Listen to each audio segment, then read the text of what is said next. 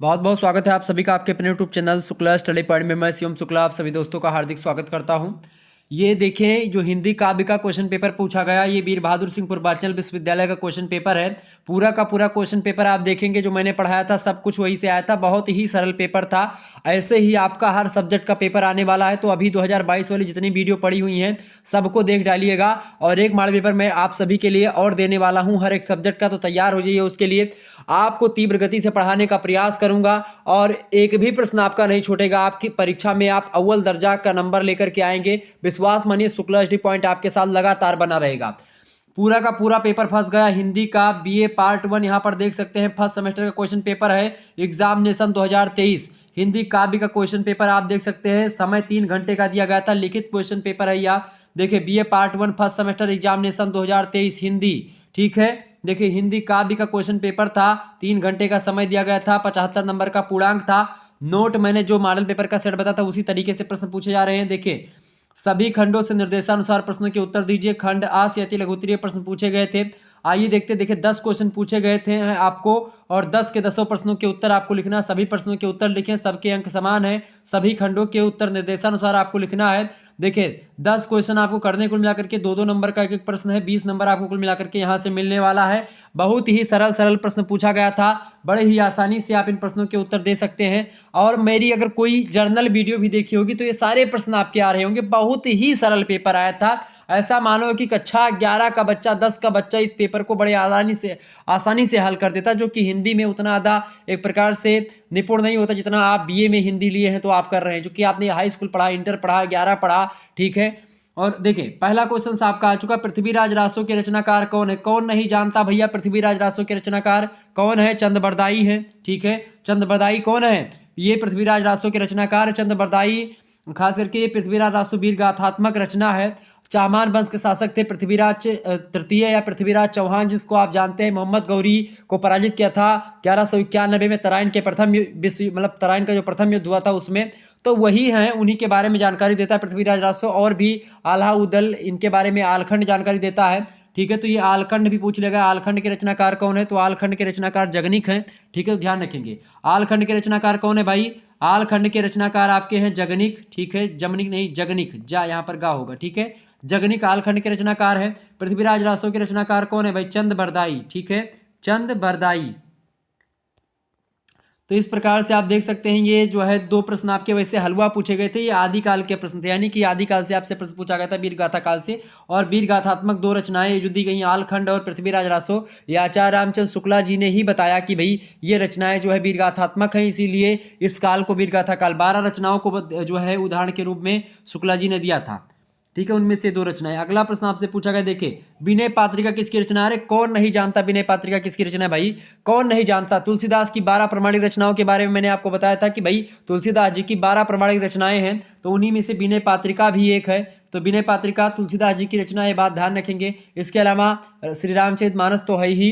ठीक है, जिस पर आए दिनों आप देखते हैं कि बहुत सारे जो जो बहुत कम पढ़े लिखे लोग हैं वो जो है इस प्रकार की टिप्पणियां करते हैं, अभद्र टिप्पणी करते हैं, जो कि एक प्रकार से बहुत बेकार टाइप का होता। तो वो एक प्रकार से नहीं करना चाहिए। और अगर वो करते भी तो सामना क्यों नहीं, मतलब छुप जाते जाकर के। हालांकि वो अलग की बात है, चर्चा करेंगे किसी दिन उन सभी मुद्दों पर। ठीक है, तो विनय पात्रिका किसकी रचना है? गोस्वामी बाबा की रचना है, तुलसीदास जी की रचना है। अगला प्रश्न आपसे पूछा गया, रामचंद्रिका किसकी रचना है? मैंने बताया था छंदों का अजायब घर कौन सी रचना कहलाती है? तो ये रामचंद्रिका कहलाती, छंदों का अजायब घर। छंदों का प्रेत किसे कहा जाता है? तो वो है भाई रीतिकालीन कवि, और रीतिकाल में भक्ति की सीमा को उजागर करने वाले कवि रहे, राम भक्त शाखा से जुड़े रहे। आचार्य रामचंद्र शुक्ला उनको भक्ति काल का भी कभी कभी स्वीकार करते हैं। तो रामचंद्र का जो रचना है ये आचार्य केशवदास की रचना है, जो कि रीति जो है बद्ध परंपरा से जुड़े रहे। रीति काल में भी 3 मैंने आपको बताया था, रीतिबद्ध, रीति सिद्ध, रीति मुक्त। रीति बद्ध में मैंने आचार्य केशवदास मतलब कि केशव का नाम लिया होगा। इसके अलावा मैंने जो है रीति सिद्ध में बिहारी जी का नाम आपको बताया है हमने। रीति मुक्त में आलम बोधा और इनके बारे में, घनानंद के बारे में बताया था। तो ये रामचंद्र का रचना किसकी है? तो छंदों के प्रेत यानी कि आचार्य केशवदास की। ठीक है, तो यहाँ पर ध्यान रखेंगे। तो ये सारे प्रश्न आपके बहुत अच्छे थे और बहुत सरल प्रश्न थे। अगला क्वेश्चन आपसे पूछा गया कि लाली देखन मैं चली और मैं भी हो गई लाल। ठीक है, ये क्या है? लाली देखन मैं चली मैं भी हो गई लाल, ये किसकी पंक्तियां हैं? तो ये पंक्तियां हैं भाई कबीरदास की। ठीक है, किसकी पंक्तियां हैं? कबीरदास की पंक्तियां हैं। अगला प्रश्न आपसे पूछा गया था बिहारी किस काल के कवि हैं, तो बिहारी रीतिकाल के कवि हैं। किस काल के कवि हैं भैया? रीतिकाल के। अगर आपसे उतना भी ना पूछे तो आप लिखेंगे बिहारी रीतिकाल से संबंधित या रीतिकाल से संबंधित रीति सिद्ध परंपरा के जो है कवि रहे हैं। इनकी एकमात्र रचना है बिहारी सतसई, जिसमें 713 दोहे हैं। इस प्रकार से इतना अगर आप लिख देंगे तो आपको और अच्छा नंबर मिलेगा, ठीक है। और ये 10 प्रश्न जो हैं आपके, इन्हीं से आपका एग्जामिनर पता लगा लेता है कि आप कितने पानी में हो। अगर इन 10 के 10 प्रश्नों के उत्तर आपने सही किए हैं, निश्चित तौर पर आप मान के चलो आपका रिजल्ट 80% बनने वाला है, ठीक है। अगर इन्हीं प्रश्नों में से आपने गलत किया है, आपने इनमें से केवल 5-6 ही सही किए हैं, तो आपको मान लीजिए कि आपको 60% के आसपास नंबर मिलेगा या उससे कम भी नंबर मिल सकता है। यानी इससे मतलब हो सकता है एग्जामिनर दे दे, लेकिन एग्जामिनर क्या करते हैं, जो छोटे छोटे प्रश्न होते हैं, मैंने कई प्रोफेसर से बात करी है और बहुत सारे प्रोफेसर से, बीएचयू के प्रोफेसर से भी मैंने बात करी है, राम मनोहर लोहिया के 2-3 प्रोफेसर हमारे संपर्क में, और भी तमाम सारे विश्वविद्यालय के, वीर बहादुर सिंह पूर्वांचल के भी हैं। तो अलग अलग विश्वविद्यालय के प्रोफेसर से और कॉलेजेस के प्रोफेसर से संपर्क रहता है। तो कहीं ना कहीं पे उन सभी लोगों से जब बातचीत होती है, पूछा था कि सर ऐसे बताइए कि कैसे आप लोग कॉपी क्या कैसे चेक करते हैं, क्या मापदंड होता है आपका। तो बताते हैं कि भाई कॉपी जो हमारी चेक होती है वो कई सारे मापदंडों को लेकर के होती है। सबसे पहली बात कि भाई उसकी जो पहला पेज है वो कैसा लिखा हुआ है, और इसके बाद में देखते हैं कि अगर पहले पेज में आपने जो ये छोटे छोटे प्रश्न हैं, सबसे महत्वपूर्ण उन्होंने बात बताई कि भाई छोटे छोटे जो प्रश्न होते हैं उनको आपने अगर सही से लिखा है, यानी उनके उत्तर अगर आपके सही हैं तो उनको पढ़ लेते हैं, उनको कम समय भी लगता है पढ़ने में, और उसी आधार पर वो मूल्यांकन कर देते हैं पूरी के पूरी कॉपी का, ठीक है। तो ये होता है जैसे कि जब आप दूध नापने जाते हैं, दूध नापने के लिए डेयरी पर कहीं जाते होंगे, तो सैंपल ले आता थोड़ा सा, और उसी सैंपल के माध्यम से फैट निकाल लेते हैं और पूरी की पूरी बाल्टी भर के दूध का दाम निकल आता है कि भाई इतने फैट का पूरा दूध है। तो उसी प्रकार से आपके एक लाइन या फिर 10 प्रश्न जो छोटे छोटे हैं, इन्हीं के आधार पर आपके जो दीर्घ उत्तरीय प्रश्न है और लघु उत्तरीय प्रश्न, उनके नंबर भी फिक्स होते हैं, ठीक है। तो ये प्रश्न आपके एकदम से सही होने चाहिए, ये बात आप ध्यान रखेंगे तो ज्यादा नंबर आपको मिलने के चांसेस हैं। प्रश्न अगला आपका आ गया, ब्रह्म राक्षस किसकी रचना है भाई? ब्रह्म राक्षस किसी कविता है, तो आपको पता होगा गजानन माधव मुक्ति बोध का नाम आपने सुना होगा, उन्हीं की रचना है ब्रह्म राक्षस, ठीक है। अगला क्वेश्चन आप देखेंगे जो है, अगला प्रश्न आपका आ चुका है, मैं नीर भरी दुख की बदली, क्रंदनों में चिरस्पंद वसा, नयनों में दीपक से जलते पलकों पर निर्झड़ी मचली। ये महादेवी वर्मा जी की पंक्तियां हैं, ठीक है। मैं नीर भरी दुख की बदली, ये जो है शीर्षक से एक कविता भी आपने पढ़ी होगी। तो ये मैं नीर भरी दुख की बदली, ये छायावाद की दुर्गा कही जाने वाली महादेवी वर्मा जी की रचना है, ठीक है। मैं नीर भरी दुख की बदली, ओके, समझ में आ रही बातें? ये सारी चीजें मैंने आपको बताई हैं, और इन सभी की व्याख्या भी मैंने आपको, देखें जितना भी व्याख्या आपकी हो चुकी है, तो जिनकी परीक्षा से राम मनोहर लोहिया की भी परीक्षाएं नहीं हुई है, आप प्लेलिस्ट में देख लो, हर एक कविता की व्याख्या मैंने बता दी है, तो आप उन व्याख्या को जरूर देख लें। और बाकी जो मॉडल पेपर हमारे चैनल पर पड़े हुए हैं पहले से 2022 के और 2023 का भी 1-2 मॉडल पेपर होगा, तो उन सभी को आप टटोल करके देख लीजिएगा। एक भी प्रश्न आपका नहीं छूटेगा, एक भी प्रश्न नहीं छूटेगा। मैं पोजीशन के साथ बोल रहा हूं, अधिकार के साथ बोल रहा हूं कि एक भी प्रश्न आपका छूटने वाला नहीं है। तो अभी आप जाकर के प्लेलिस्ट में जितने भी सब्जेक्ट आपके, किसी भी सब्जेक्ट की आप तैयारी करना चाहते हैं, आसानी से शुक्ला यूटी पॉइंट पर आपकी तैयारी होती है। चले अगला क्वेश्चन आपकी, छायावाद की दुर्गा, छायावाद के उन नायकों में से एक है महादेवी वर्मा जी, ठीक है। अगला प्रश्न, पद्मावत किसकी रचना है भाई? पद्मावत किसकी रचना सभी को पता होगा, पद्मावत, अखरावट, आखिरी कलाम, ललित कलाम और तमाम प्रकार की रचनाएं जो हैं, ये प्रेमाख्यानक काव्य परंपरा से जुड़े रहे मलिक मोहम्मद जायसी का नाम आपने सुना होगा, आपके पाठ्यक्रम में संकलित भी हैं वो। तो पद्मावत की जो रचना है, पद्मावत एक महाकाव्य है, ठेठ अवधि में लिखा गया है और मलिक मोहम्मद जायसी ने लिखा है पद्मावत। तो पद्मावत किसकी रचना है? ये मलिक मोहम्मद जायसी की रचना है, ठीक है, क्लियर। और खास करके भक्ति काल के कवि हैं मलिक मोहम्मद जायसी, सूफी परंपरा से जुड़े रहे, ठीक है, और प्रेमाख्यानक काव्य परंपरा से जुड़े रहे हैं, ये बात ध्यान। भक्ति काल में 2 परंपराएं मैंने आपको बताई थी, एक तो भाई निर्गुण वाले और एक सगुण वाले। निर्गुण में आपको 2 धाराएं मैंने बताई थी, एक तो जो है ज्ञान मार्गी शाखा, एक प्रेम मार्गी शाखा। तो प्रेम मार्गी शाखा के से रिलेटेड हैं आपके मलिक मोहम्मद जायसी, ज्ञान मार्गी से कबीर दास हैं, और जो कृष्ण मतलब कि आपका सगुण भक्ति शाखा है, इसमें 2 खंड होते हैं आपके, एक तो कृष्ण भक्ति शाखा, एक राम भक्ति शाखा। कृष्ण भक्ति शाखा के प्रवर्तक आपको पता होगा वल्लभाचार्य, विट्ठलनाथ, सूरदास, ये सब आते हैं। इसके अलावा और अष्टाध्यायी कवि भी है उसमें। इसके अलावा राम भक्ति शाखा में आप देखिए तुलसीदास जो है, रामानुजाचार्य, रामानंद, ये सब सभी लोग रहे। तो अलग अलग तरीके से आगे बढ़ते हैं। अगला प्रश्न आपसे पूछा गया 10वां नंबर, 3 छायावादी कवियों के नाम लिखिए। छायावादी कवि कौन कौन से भाई? देखिए, प्रसाद, पंत, निराला और महादेवी वर्मा, ये चार जो है ऐसे हैं जो कि छायावाद के चार स्तंभ कहे जाते हैं, प्रसाद, पंत, निराला। अच्छा, कवियों के नाम पूछा गया तो प्रसाद, पंत, निराला तीन ही पूछा गया, तो जयशंकर प्रसाद और सुमित्रानंदन पंत और एक प्रकार से और सूर्यकांत त्रिपाठी निराला। सूर्यकांत त्रिपाठी निराला जो है ये मुक्त छंद के प्रणेता भी कहे जाते हैं, छायावाद के एक प्रकार से जो है उन नायकों में से एक हैं। छायावाद का ब्रह्मा कहा जाता है। जयशंकर प्रसाद को छायावाद का प्रवर्तक भी कहा जाता है। जयशंकर प्रसाद को, पंत को छायावाद का विष्णु कहा जाता है और महेश कहा जाता है निराला जी को, ये बात भी ध्यान रखेंगे। और छायावाद की दुर्गा कहा जाता है महादेवी वर्मा को। छायावाद के चार स्तंभ आपसे पूछेगा, आधार स्तंभ तो प्रसाद, पंत, निराला और महादेवी वर्मा, ये ध्यान रखेंगे। क्लियर? तो इस प्रकार से आपके समक्ष मैंने, और प्रकृति का सुकुमार कवि सुमित्रानंद पंत को कहा जाता है। ठीक है, कामायनी जो रचना है बड़ी फेमस है, जयशंकर प्रसाद की रचना है। ठीक है, साकेत किसकी है भाई? मैथिली शरण गुप्ता की है, द्विवेदी युग से रिलेटेड है वो। क्लियर? तो इस प्रकार से तमाम सारे प्रश्न आपके बनते हैं और जो मैंने आपको ऑलरेडी बता भी रखे हैं। अगला क्वेश्चन आपसे पूछा गया था खंडबा से लघु उत्तरीय प्रश्न, बड़ा सरल पेपर आया था। ठीक है, नोट आपसे दिया गया है कि किन्हीं 5 प्रश्नों के उत्तर लिखें। देखिए 7 × 5 = 35, यानी 5 नंबर का एक प्रश्न, 7 नंबर का एक प्रश्न है, 5 क्वेश्चन आपको करने हैं यहाँ पर। देखिए प्रश्न है, रीति मुक्त परंपरा पर टिप्पणी कीजिए। रीति मुक्त माने ऐसे कवि जो कि रीति से मुक्त होकर के रचनाएं लिखते हैं, जैसे कि आपका नाम हो गया आलम, ठीक है, बोधा, ठीक है, घनानंद, ये सब मुक्त होकर के रचनाएं लिख रहे थे। कोई छंद का टेंशन नहीं, कोई जो है अलंकारों का टेंशन नहीं, कोई रस का टेंशन नहीं, काव्य हेतु इन सभी का कोई टेंशन नहीं, काव्य प्रयोजन क्या है क्या नहीं, कोई टेंशन नहीं इसका।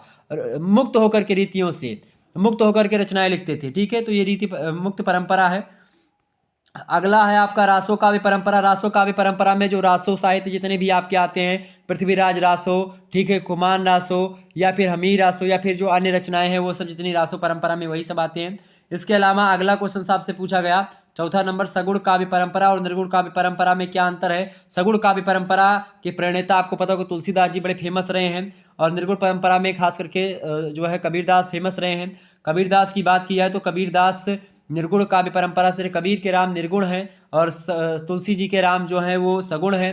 ठीक है, और निर्गुण काव्य परंपरा में क्या होता है कि भगवान की कोई स्ट्रक्चर नहीं होता, कोई रूपरेखा नहीं है। सगुण परंपरा में क्या होता है, स्ट्रक्चर होता है भगवान का। तो इस प्रकार से और भी तमाम सारे अंतर हैं। ठीक है, ये लोग गुरु की महिमा के बारे में ज़्यादा अच्छे तरीके से बताते हैं। गुरु की महिमा के बारे में सगुण काव्य परंपरा में ही बताया गया, लेकिन भगवान से बढ़कर नहीं, मतलब भगवान के समकक्ष रखा गया है, लेकिन गुरु की का दर्जा जो है निर्गुण काव्य परंपरा में भगवान से ऊपर बताया गया। गुरु गोविंद दो खड़े काके लागू, पाओ बलिहारी गुरु आपने आप ही दियो बताए, इस प्रकार से। ठीक है, ये सगुण काव्य शाखा है, सगुण काव्य परंपरा, निर्गुण काव्य परंपरा है। भक्ति काल के दो जो है आधार स्तंभ है, यानी भक्ति काल के 2 भाग हैं। ठीक है, मैंने आपको ऑलरेडी बताया भी है। अगला क्वेश्चन आप देखेंगे, छायावाद की विशेषताएं क्या है? आप कोई भी मॉडल पेपर उठा करके देख लेंगे 2022 वाला, हर एक मॉडल पेपर अपने आप में पूरा का पूरा सिलेबस कवर करता हुआ आपको दिखाई देगा। तो आप प्लीज मॉडल पेपर को देख लीजिएगा, आपका एक भी प्रश्न नहीं छूटेगा। अगला क्वेश्चन आप देखेंगे, छायावाद की विशेषताएं बताइए। छायावाद की विशेषताएं, प्रगतिवाद की विशेषताएं, प्रयोगवाद की विशेषताएं, सभी की विशेषताएं मैंने आपको बताई हैं। इसमें छायावाद में आत्म अनुभूति और इसके बाद में प्रकृति चित्रण हुआ है, नारी के प्रति जो एक प्रकार से सहानुभूति दिखाई गई है कि नारी तुम केवल श्रद्धा हो, विश्वास रजत नकपक तल में, नीर स्रोसी बहा करो जीवन के सुंदर समतल में, इस प्रकार से। ठीक है, और यहाँ पर आत्म अनुभूति होती थी अपनी, मतलब कि एक प्रकार से, चाहे निराला को आप देखेंगे, निराला कहते हैं कि जो है दुख ही जीवन की कथा रही, क्या कहूँ आज तक जो नहीं कही। तो निराला उधर, मतलब हर व्यक्ति यहाँ पर आप देखते हैं उनके अंदर वियोग है। महादेवी वर्मा जी कहते हैं कि मैं नीर भरी दुख की बदली, ठीक है, वो भी दुखी हैं, निराला अलग दुखी हैं, मतलब कि निराला जी के ऊपर तो बहुत दुखों का पहाड़ टूटा है, इसमें कोई दो राय नहीं। प्रसाद जी आंसू, जो एक प्रकार से आंसू जो रचना है वो एक प्रकार से हिंदी का एक प्रकार से क्या कहलाता है, मेघदूत कहलाती है रचना। ठीक है, आंसू जो रचना है हिंदी का मेघदूत कहलाती है। तो आंसू रचना जयशंकर प्रसाद की है। तो ये सब एक प्रकार से आप देखते हैं स्वानुभूति पर ज़्यादा बल दिया, अपने आप के माध्यम से संपूर्ण समाज के बारे में बताने का प्रयास किया। ठीक है, आगे बढ़ते हैं। अगला है आपका कविता में प्रतीक विधान क्या है? प्रतीक विधान मतलब कि जैसे मान लेते हैं कि आपने जो है प्रतीकों के माध्यम से जो है जो वर्तमान यानी कि प्रकृति के हिसाब से चीज़ों को सेट कर दिया, मानवीकरण कर दिया, मानवीकरण अलंकारों का प्रयोग किया है, या एक प्रकार से प्रकृति को एक प्रकार से या किसी भी चीज़ को प्रतीकों के माध्यम से समझाना। प्रतीक माने होता है एक प्रकार सिंबल दे देना कि भाई इस व्यक्ति का ये सिंबल ये हो गया। ठीक है, जैसे चांद से या जो है आप देखते नील परिधान बीच सुकुमार खिल रहा मृदुल अधखुला अंग खिले हों जो बिजुली के फूल मेघबन बीच गुलाबी रंग। जयशंकर प्रसाद की कामायनी महाकाव्य में रचना कि नील परिधान बीच सुकुमार खुल रहा मृदुल अधखुला अंग, कैसे खुला हुआ है कि खिले हों जो बिजुली के फूल मेघबन बीच गुलाबी रंग। जो इसका मतलब थोड़ा सा जो है दिखाई पड़ रहा है जो है शरीर जो है किसका किसका दिखाई पड़ रहा है भाई, श्रद्धा का। मनु देख रहा है उसको, मनु को ऐसा प्रतीत हो रहा है उसका थोड़ा सा जो है जो शरीर दिखाई पड़ रहा है श्रद्धा का कि खिले हों जो बिजुली के फूल में एक बन बीच गुलाबी रंग।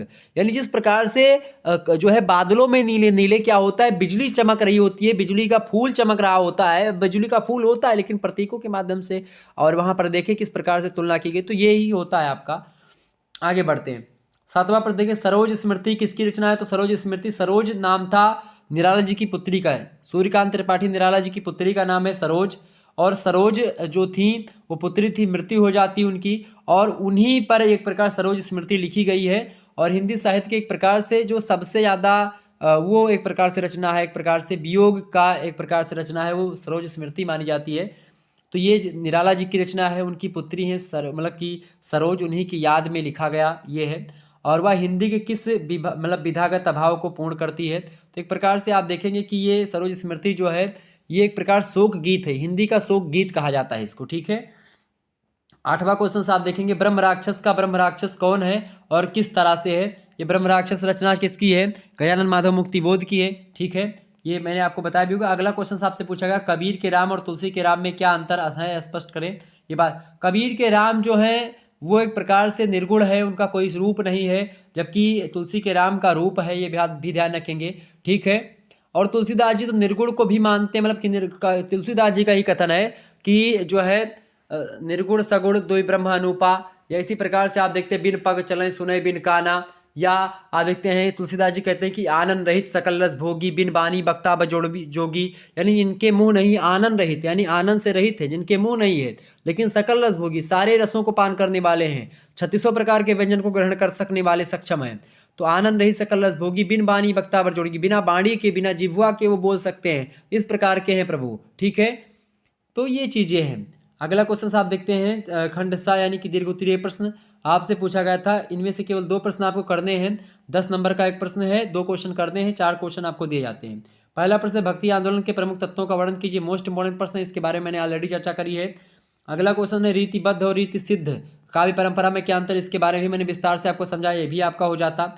अगला क्वेश्चन आप देखेंगे, 12वां नंबर पूछा गया था, सूफी शब्द का क्या अर्थ है और यह किस काव्य परंपरा का बोध कराता है, ये भी एक प्रकार से मैंने आपको बताया है। अगला क्वेश्चन है आपका, प्रगतिवादी कविता पर प्रकाश डालिए, मोस्ट इंपोर्टेंट प्रश्न है। तो इन सभी पर चर्चा मैंने ऑलरेडी कर दी है। प्रगतिवाद आपको पता होगा, प्रगतिवादी विचारधारा, खास करके जो मार्क्सिस्ट विचारधारा है, मार्क्स से प्रभावित विचारधारा है, ठीक है। प्रगतिवाद में क्या होता है कि प्रगतिवाद में कौन आता है, प्रगतिवाद में आप देखते हैं 1937 से लेकर के 1943 तक का जो समय काल है, ठीक है, ये प्रगतिवाद की एक प्रकार से पृष्ठभूमि है, प्रगतिवाद का समय काल है। इसके बाद 1943 में जो है सच्चिदानंद हीरानंद सेनज्ञ का तार सप्तक प्रकाशित होता है, ठीक है। उसमें 7 कवियों की रचनाएं प्रकाशित होती हैं और यहीं से प्रयोगवाद की शुरुआत भी हो जाती है 1943 से, ठीक है। तो इस प्रकार से प्रगतिवाद है। प्रगतिवाद यथार्थवाद पर भी ध्यान देता है, आपको ध्यान में होगा।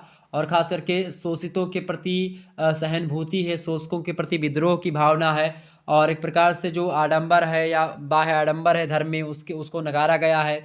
ईश्वर को एक प्रकार से भी कहीं ना कहीं पे आप देखते हैं यहाँ पर थोड़ा सा दूसरी दृष्टि से देखने का प्रयास करते हैं यहाँ के कवि। तो एक प्रकार से यहाँ से थोड़ा दृष्टिकोण चेंज होता है हिंदी में, ठीक है। तो इस प्रकार से ये प्रश्न आपसे पूछा गया था। निश्चित तौर पर आपके ये प्रश्न हो जाने चाहिए थे, एक भी प्रश्न आपका छूटना नहीं चाहिए था मेरे हिसाब से, ठीक है। आसानी से आप कर पाते। देखिए यहाँ पर भी आपको 2 ही प्रश्न करने थे, ठीक है। 4 क्वेश्चन दिए गए थे, यहाँ पर आपको 8 क्वेश्चन दिए गए थे, जिनमें से केवल 5 क्वेश्चन करने थे, तो बड़े आसानी से हो जाते, कोई दिक्कत की बात नहीं है।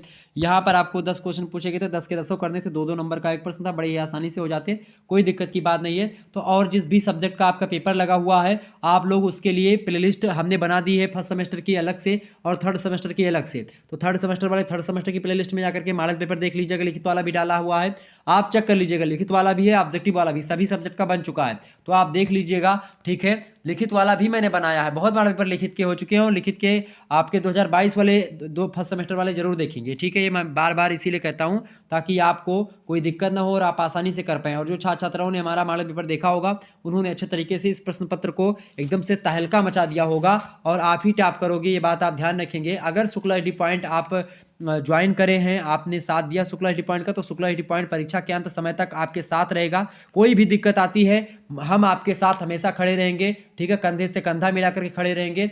जहां पर आपको जरूरत होगी शुक्ला एडी पॉइंट वहां पर आपके लिए खड़ा होगा, ठीक है, ये बात ध्यान रखेंगे। चलिए फिर मिलते हैं नेक्स्ट वीडियो में, तब तक के लिए जय हिंद जय भारत। आप सभी का बहुत बहुत धन्यवाद हमारे साथ जुड़ने के लिए, और इसी प्रकार से अपना प्यार हमेशा बनाए रखिएगा, यही आपसे एक प्रकार से रिक्वेस्ट है। आपको सेकंड सेमेस्टर की, जिनके फर्स्ट सेमेस्टर की तैयारी हो, मतलब फर्स्ट सेमेस्टर का पेपर हो गया जाए, वो सेकंड सेमेस्टर की वीडियो प्ले लिस्ट में पड़ी हुई उनको देखिए, ठीक है, 2022 वाली। बाकी 23 की जल्दी मैं क्लासेस चलवा दूंगा, सेकंड सेमेस्टर और फोर्थ सेमेस्टर की, ठीक है। और इसके बाद में आप देखें second semester, fourth semester, third semester, fifth, six, सारे सेमेस्टर की तैयारी विधिवत तरीके से शुक्ला एडी पॉइंट पर होगी, तो अभी ज्वाइन कर लीजिए, कोई दिक्कत की बात नहीं। हमेशा आपके लिए अच्छा कंटेंट उचित समय पर आपको दिया जाएगा, इसके लिए शुक्ला एडी पॉइंट आपके साथ हमेशा जुड़ा हुआ है। आपके जितने भी क्वेश्चन पेपर होंगे आप 91 61 93 60 62 इस व्हाट्सएप नंबर पर आप सेंड कर दीजिएगा।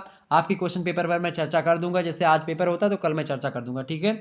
चलिए फिर विदा लेते हैं आपसे और मिलते हैं फिर नेक्स्ट वीडियो में। ओके, बहुत बहुत धन्यवाद हमारे से जुड़ने के लिए, इसी प्रकार से हमेशा जुड़े रहेंगे, धन्यवाद।